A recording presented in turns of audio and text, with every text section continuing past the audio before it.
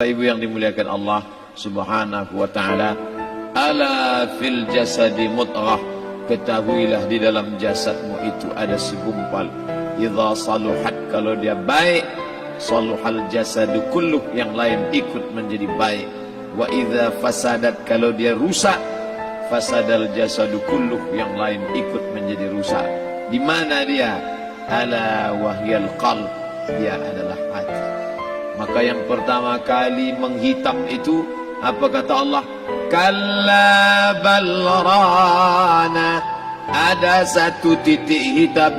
Ala qulubihim, ada satu titik hitam di dalam hati mereka.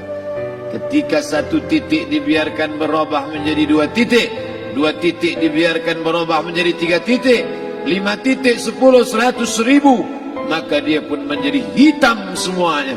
Ketika hati sudah hitam, maka itulah azab di atas azab. Khatamallahu ala qulubihim. Setelah hati menghitam, terkunci, menular ke telinga.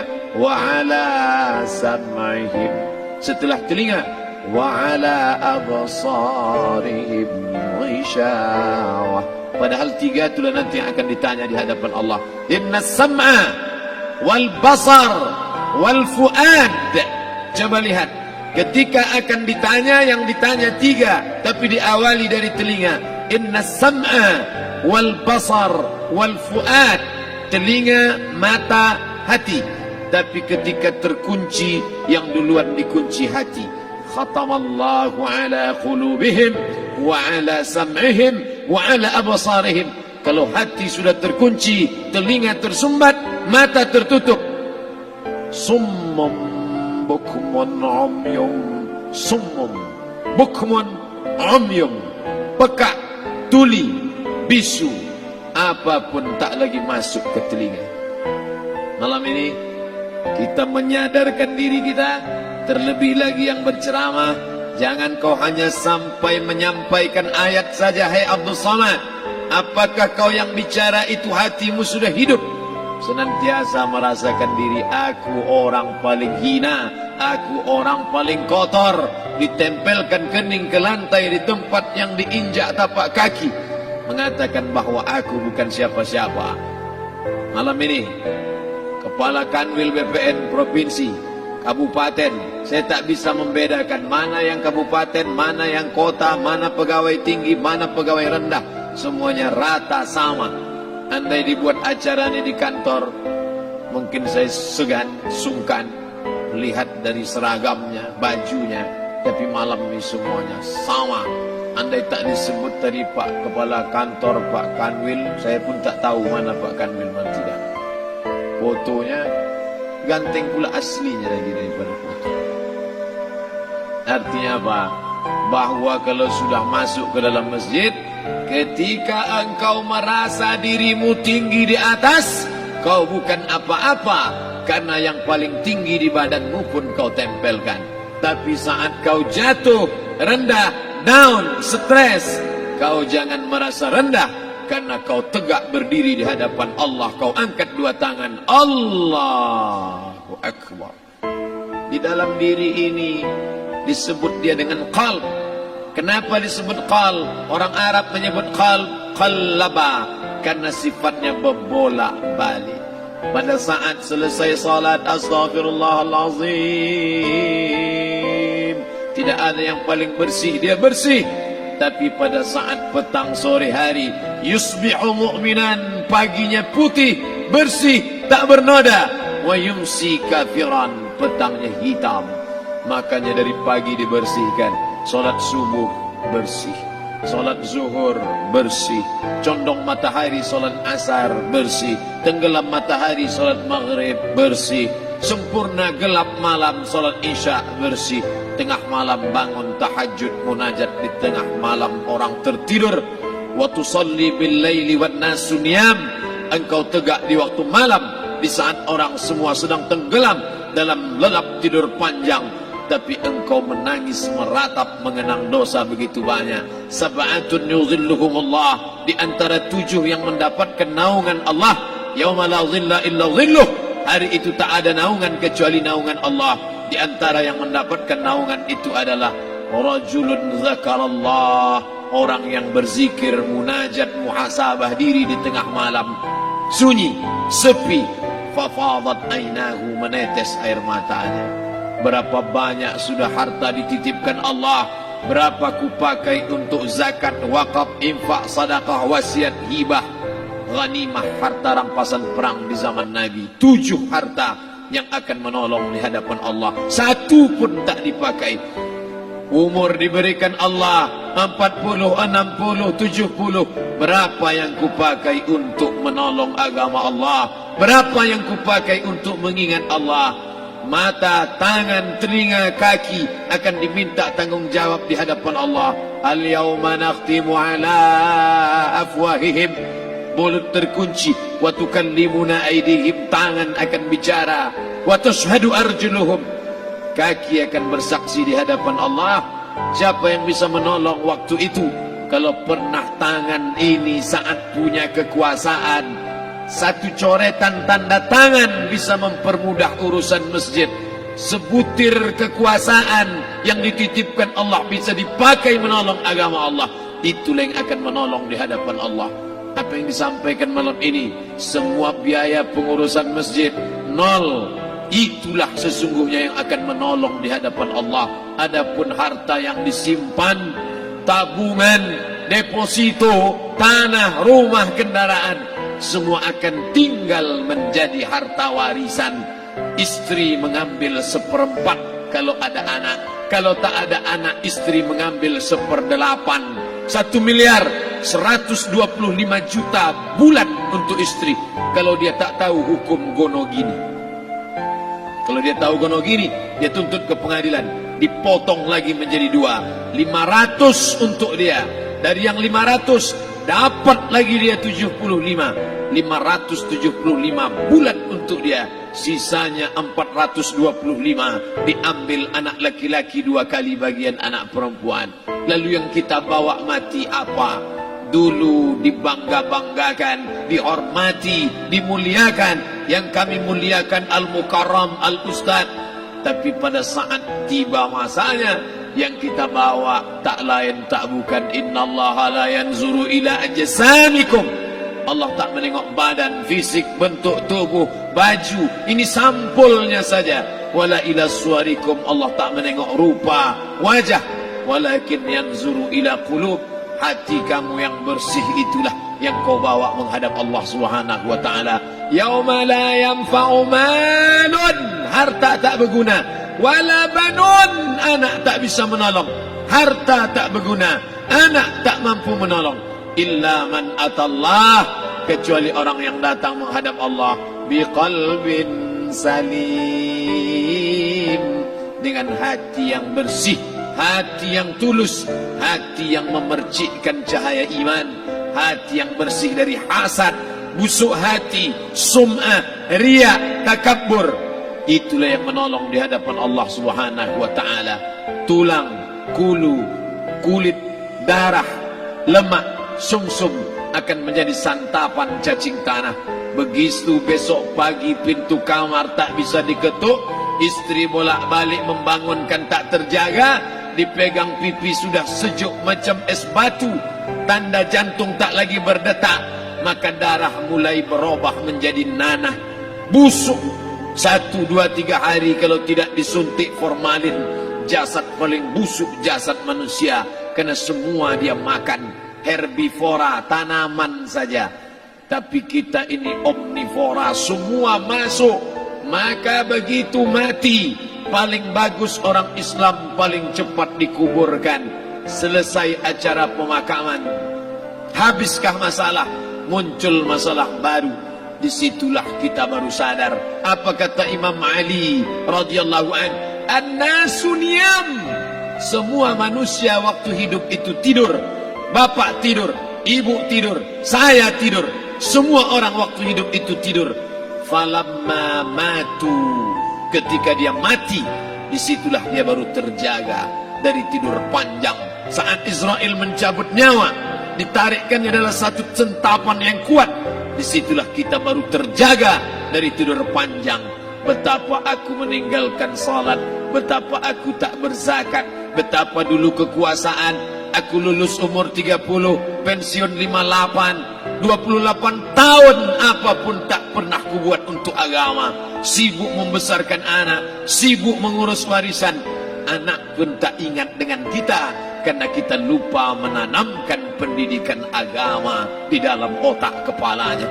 Andai dulu pernah dia dibawa ke masjid, andai dulu pernah dia dibawa umrah, andai dulu dia dimasukkan SD IT, SMP IT, SMA IT, Islamic Boarding School, dibawa ke masjid, takkan dia lupa mendoakan selesai salat, Rabbighfirli wali walidayya warhamhuma kama rabbayani saghira. Harta yang banyak tak sempat menolong agama Allah. Anak tunggal semata wayang tak sempat dididik agama. Istri meninggalkan dalam keadaan stres susah hatinya karena dia tak diajarkan sabar menerima ridha ketetapan takdir Allah. Dan paling celaka, tak pernah anggota tubuh ini dipakai untuk berzikir, muhasabah, mengingat Allah. Tak pernah mata dipakai menengok Quran, kitab suci Allah. Tak pernah dipakai hati merenung sejenak. Apa yang akan kubawa mati menghadap Allah Subhanahu wa ta'ala.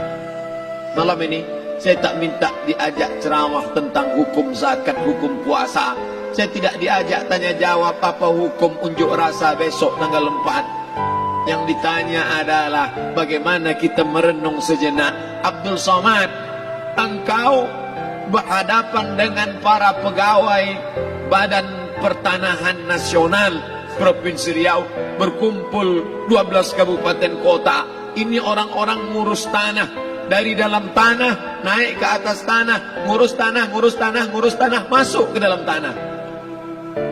Abdul Somad dari dalam tanah naik ke atas tanah, ceramah, ceramah, ceramah, ceramah, ceramah, masuk balik ke dalam tanah. Yang kau bawa apa? Baju koko tinggal, peci tinggal, pakaian kehormatan tinggal. Yang tentara belum pernah saya diundang. Ustadz besok datang takziah, bapak anu tentara meninggal, tahu-tahu kain kapannya loreng. Tak ada. Yang kau bawa kain tidak berjahit, disobek, kerak. Itu yang akan menyampul kulitmu, yang selama ini kau dimandikan, dibersihkan oleh ibumu dulu 60 tahun yang lalu. Sampai masanya kau lupa kapan kau dimandikan dulu. Sekarang ruh melihat, disebut dia ruh karena dia raha ya ruhu ruh, seperti aroma semerbak yang datang pergi hinggap. Ruh sampai masanya dia datang masuk ke dalam jasad. Ruh sampai masanya dia pergi meninggalkan jasad. Malam ini dimuliakan Al-Mukarram Haji Abdul Somad LCMA. Kenapa Abdul Somad ini dimuliakan? Karena ruh hinggap sejenak sebentar, sampai masanya besok pagi dia ruh keluar dari dalam tubuh ini. Anak yang katanya ayahku sayang, istri katanya kaulah abang, sampai masanya mereka tak lagi mau mendekat. Rumah itu saya yang buat, saya yang mengukurnya. Tapi begitu ruh sudah keluar dari badan, tidak satu pun semeter, sesenti, sejengkal, sehasta ada tempat di rumah itu untuk jenazah bernama jenazah Abdul Somad. Dulu orang bertanya, rumah Ustadz Somad di mana? Hari ini orang tidak lagi bertanya, tak lagi menyebut nama. Orang sudah mengatakan kuburnya mana. Dulu kalau dia masuk masjid, didatangi orang, disalami orang, mahasiswa, anak-anak, remaja mencium tangannya sebagai tanda hormat. Tapi begitu diletakkan keranda, kita akan sholat jenazah nanti selepas sholat zuhur. Apa kata orang? Letakkan di tepi sana, letakkan di tepi sana. Tak satu pun mau mendekat, letakkan dia di sana. Bahkan sebagian mengatakan dalam masjid, letakkan dia di luar. Dia tidak disebut engkau yang mulia, tidak digunakan kata ganti orang langsung. Letakkan dia di sana. Bahkan sebagian tak lagi, padahal tempat paling mulia sebelah kanan, orang tak lagi mau di kanan, mulai dia menjauh ke kiri. Kenapa kau ke sana? Takut aku mimpi hantu nanti malam. Mana kawan, sahabat, andai tolan, anak menantu, teman sekantor, semuanya pergi meninggalkan. Yang tetap dibawa, kalau pernah kaki melangkah salat berjamaah di masjid, kalau pernah tangan mengusap kepala anak yatim, kalau pernah tangan mengucap subhanallah. Nanti di akhir tausiah kita akan berzikir, munajat, muhasabah diri, berdoa, mengenang apa yang akan kita bawa menghadap Allah Subhanahu wa taala. Datang malaikat membawa kain kafan dari cahaya, akan menyambut ruh yang mulia.